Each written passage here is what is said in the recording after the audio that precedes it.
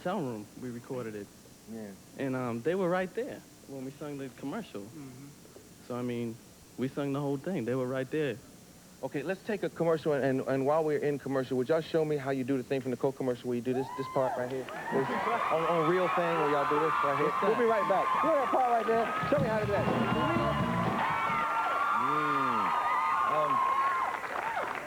There have been charges made by... there have been, there have been charges made by other people other than this Miss McPherson guy. There's a guy named James Capra. Who is he? That's a crazy dude. He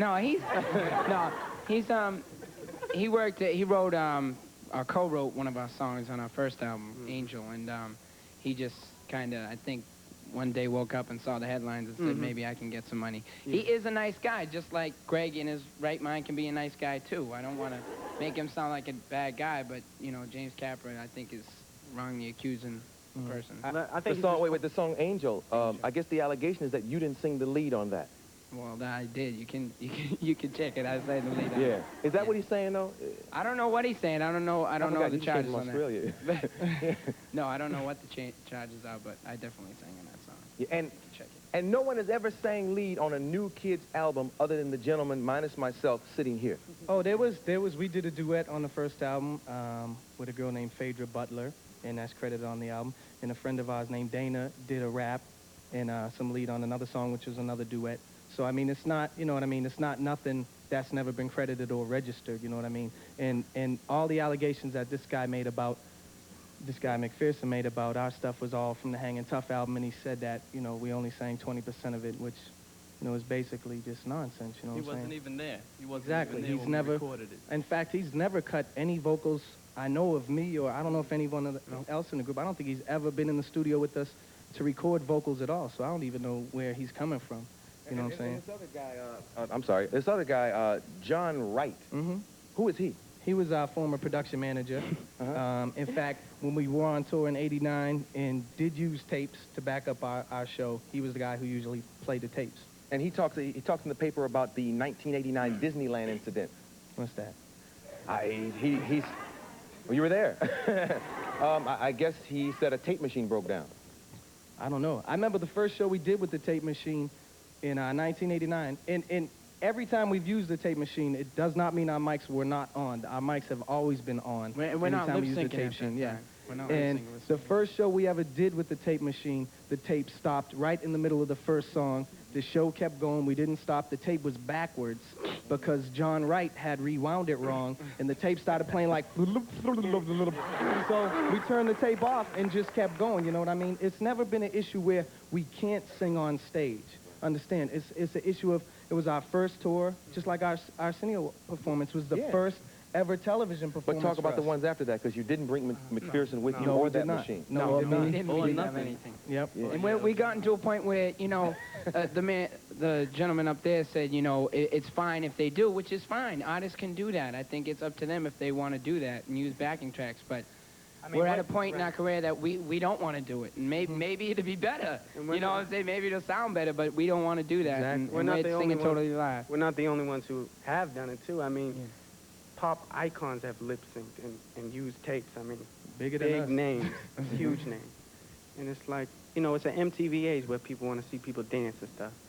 And you can't always sing great when you got these big dance routines and stuff. So.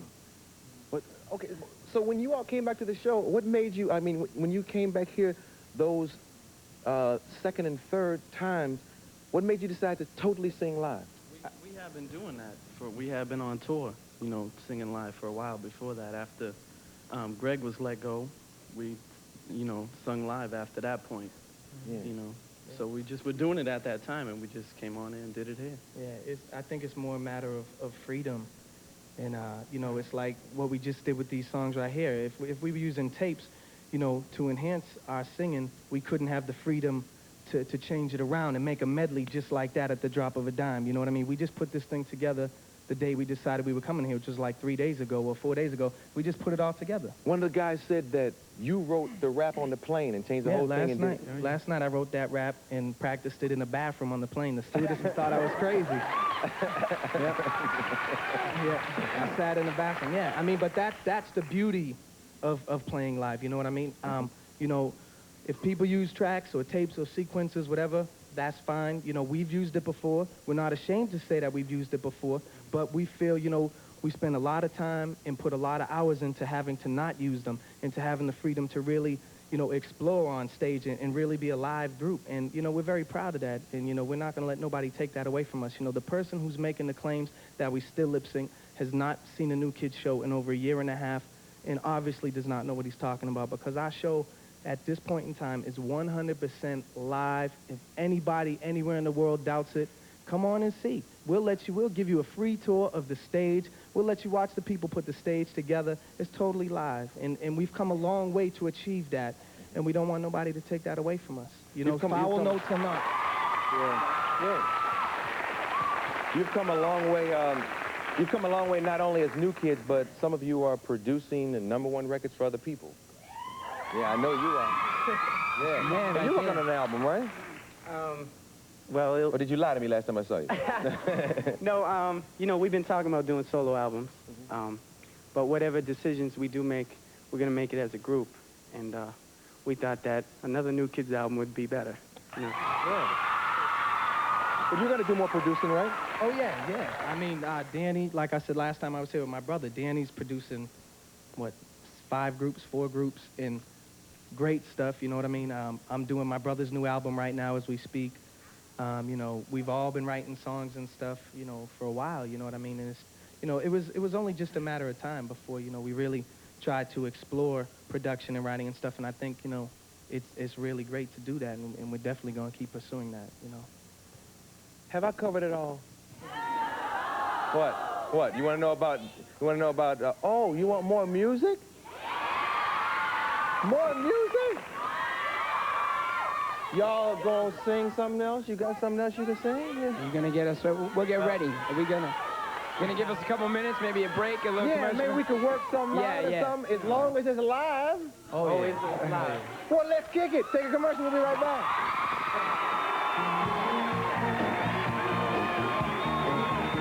Back to perform their international hit, If You Go Away. Here's New Kids on the Block.